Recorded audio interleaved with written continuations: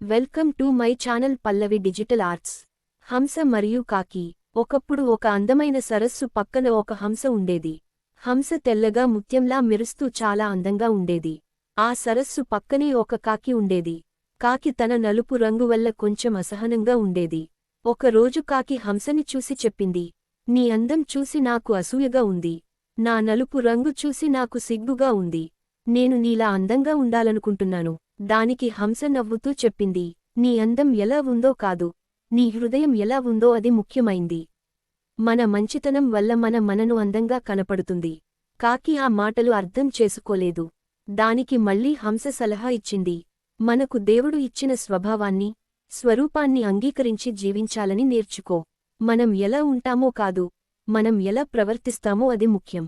ఆ తర్వాత కాకి తన నలుపు రంగు గురించి బాధపడకుండా తన మంచితనంతో ఇతర పక్షులకు సాయం చేస్తూ జీవించింది. హంస కూడా సంతోషంగా కాకితో స్నేహం చేస్తూ ఉండేది.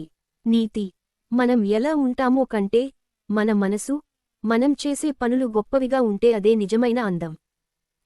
Thank you so much for watching. Please like, share and subscribe.